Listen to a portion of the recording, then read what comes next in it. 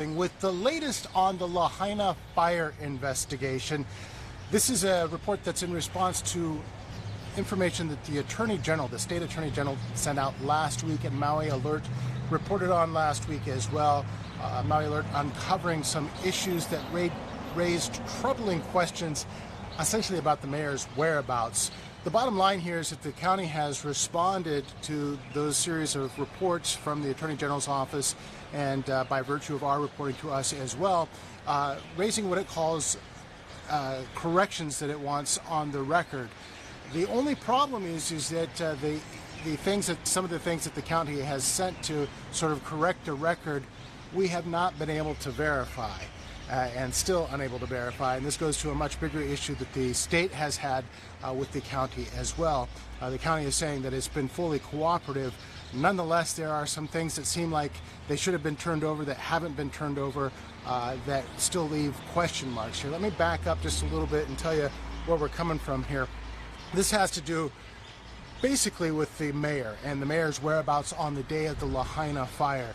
As you may or may not recall, on the day of the Lahaina fire, it is clear that Mayor Richard Bisson did check in early that morning here at the Emergency Operations Center at the bottom of the building behind me.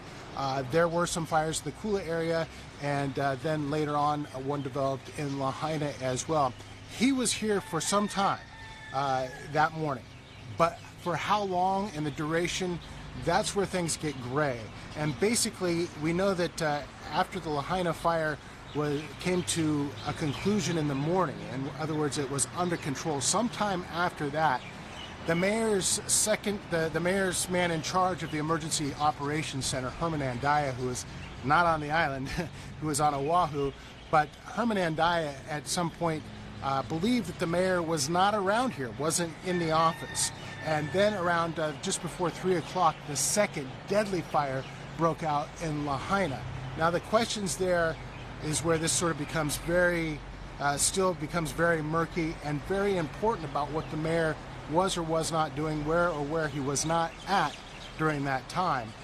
And that is shortly after that fire broke out in Lahaina, as it's approaching homes in Lahaina, there is a concern by Herman Andaya as to the mayor's whereabouts. He asks his subordinate via text, where's the mayor?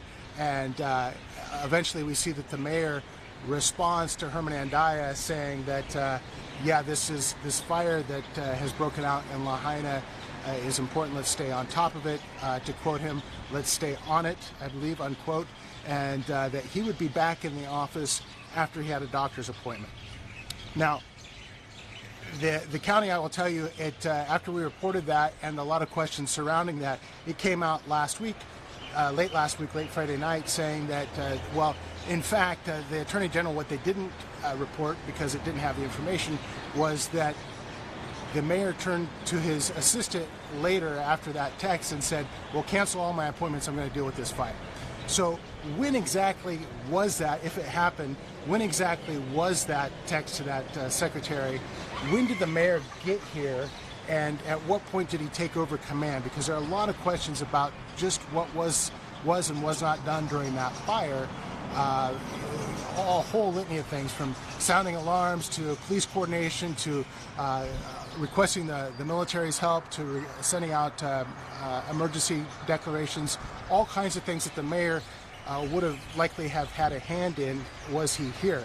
Now, we don't know, again, what time the mayor got back from wherever he was at that point. Or where, if he never left, we can't confirm that either. But what we can tell you is that the mayor will not, from what we can tell, turn over his texts and his call logs. We've asked the county about this multiple times and said, look, can we have these call logs? Can you turn them over? Because other officials have turned those over to the state. But the mayor, from what we can tell, has not. Basically, the best we can do after asking the county multiple times on that front is that is being turned over. That question is going to the county's attorney. So that only the county's attorney can answer that question, not the people that are paid to answer questions. In other words, that we've been getting our information out and then sending these news releases challenging the record and so forth. We still don't have an answer, is the bottom line. So we don't know where the mayor was and when, who he was texting, so forth. We've also asked for a detailed timeline. The mayor has been Frankly, I don't think coy is a subjective term in the sense that he hasn't been full in his reporting of where he was and so forth at the time of the fire.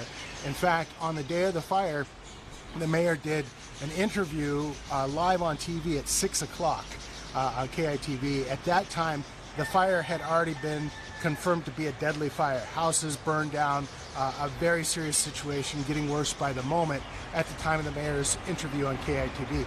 The mayor made no mention of that. In fact, it looked like his information, from what we could tell from the interview, looked like it was basically based on information earlier in the day. There were a couple of structure fires referencing Kula and a fire in Lahaina. Well, by that time, there were multiple fires in Lahaina. A whole bunch of structures had burned and a fatality. But the mayor did not indicate so during that live interview. And in fact, he did kind of put a cheery face on it, saying, quote, "I'm happy to report the road into and out of Lahaina is now open," unquote. So obviously at that time, the entire area of Lahaina was under mass turmoil. People were trapped and unable to get in or out of parts of Lahaina, particularly on Front Street. And so there are still tremendous questions. Now, the county does say that it has turned over everything essentially that it can, that it has been able to turn over to the state for its investigation. Some 8,000 records, I believe it said, thousands upon thousands of records. So it's saying that it's cooperating fully. For its part, the Attorney General's office, after we contacted them about the county's so-called corrections, has said that, look, if the county's willing to supplement the record, willing to put this supposed secretary on the record with a fulsome explanation, we'll take it. Let's supplement it, because the state is coming out with basically an analysis of how the county responded, particularly the mayor and some other top officials responded to the fire. That is what's called phase 2, and that's due out here in the next several months. So if they could get that additional information, it may change the complexion of that reporting. But the bottom line here is that there are still a lot of issues that could be cleared up by the county's response. And so far, neither Maui Alert, which by the way has had ongoing litigation to sue the county for public records, sue the mayor's office, sue the police department, sue the fire department as well, because in our estimation they failed to follow public records law to provide that information. The county, of course, to repeat, to be fair here, says it's done all that it can basically to turn over those records. So the bottom line, as I was getting to, is that there isn't a complete answer, irrespective of whether the county believes it has turned over all the records or not.